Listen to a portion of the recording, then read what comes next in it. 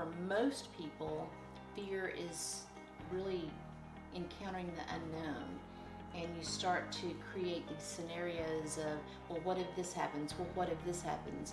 And before you know it, you have your anxiety built up so much that you can't move forward. You're paralyzed. And what I have learned over the years is you have to face the fear.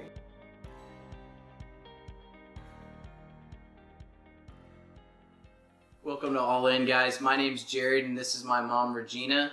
Today we're going to be talking about facing our fears. How did we kind of get rolling in this idea of doing videos and things like that?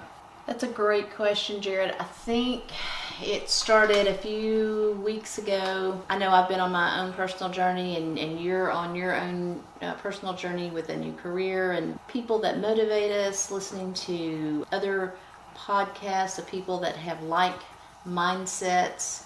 Yeah, no, I remember coming home from work.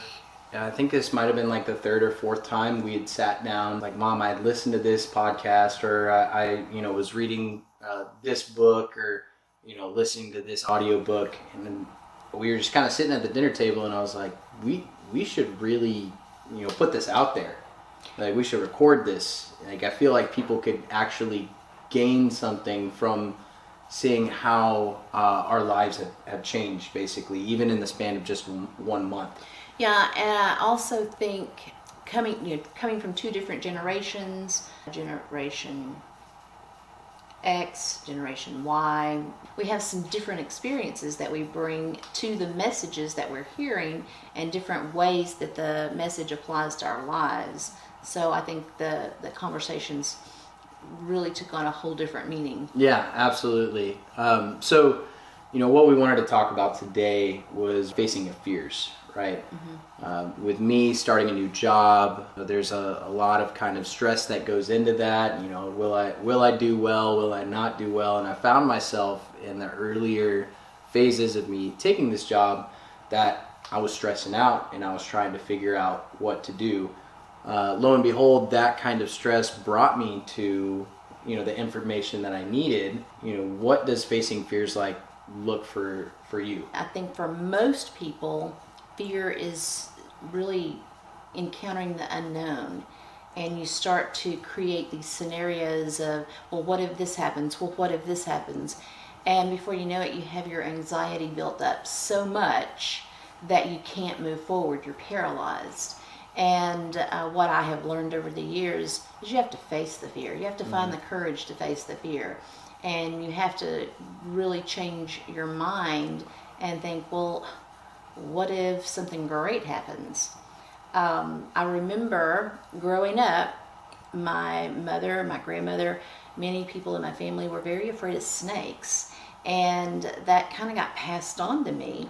And when you and your brother were young, we went to a little park event where they had a snake exhibit, and the park rangers actually invited us up and offered us an opportunity to hold and handle these snakes. Yeah, I remember that. It was a lot for me to do that, but I didn't want you and your brother to have that same fear. So I felt like if you saw me go and handle the snake, it would help take away some fear or anxiety or any type of consequence. Really, since that time, I haven't had a problem with snakes. Now, I'm cautious. I know what kind of snake it is. I've educated myself, and I think that's the other key, is when you're encountering something that's scary, you educate yourself. Whether that's, I'm going to a new job, I've got to learn a new skill, I'm moving to a new city, I'm going to a new college, I'm going to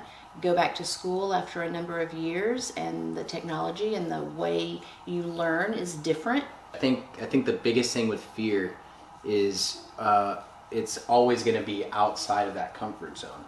So, the comfort zone, that's your safe space. That's, it's what's easy, it's what's natural, it's what makes the most sense. If you're going to tell me, all right, Jared, you can either go out, it's freezing temperatures outside. Hey, you're gonna go out and you're gonna go feed those coyotes, right?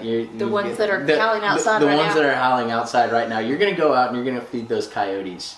would I want to do that, or would I want to stay in here next to the fire? I probably would want to stay in here because that's what's a lot more comfortable. What I've realized is a lot of the things that I find fear in aren't those kind of like deadly or harmful as maybe going and feeding some coyotes. It's along the lines of, oh, am I going to make this sale today? If I keep getting wrapped up in my head that, maybe I'm not good enough for this, and then the self-doubt comes in. Two things that I've done that have completely changed my mentality in facing that aspect of fear is in the mornings when I wake up, I say, today's going to be a great day to make a sale, right? So already I've started from the very moment that I've opened my eyes. I'm going to have a positive day, right? Exactly. I've already set myself up. The second thing I do is, what am I looking forward to today? After I have a good day at work, I get to come home and I get to have some really good conversation with my mom. This kind of setup from the very beginning in the morning that, hey, yeah, I'm going to have a good day. This is what I'm looking forward to today. Your mind will literally go after those positive things, opposed to saying, oh man, it's raining outside, nobody's going to come into the store, I've got all this homework to do today. Like, you're setting yourself up to have a more positive experience, and it's making that outside of comfort zone more comfortable. People set up these scenarios on the other side of that fear, whether it's the fear of, I'm going to fail at this job, I'm going to fail at this business, I'm going to fail in school. They set up a failure situation. And I believe it was Marie Forleo that talked about, in her book, Everything's Figure-Outable, she said, well, think about the very worst, most devastating outcome that there could be, and then ask yourself, could I live with that? Most of the time you can recover. I think we have to just get out of our own way. Mm-hmm. We have to get out of our own head. And I'm really proud that you're making changes and starting your day with gratitude and positive attitude. It makes those initial fears that you have so much easier to manage.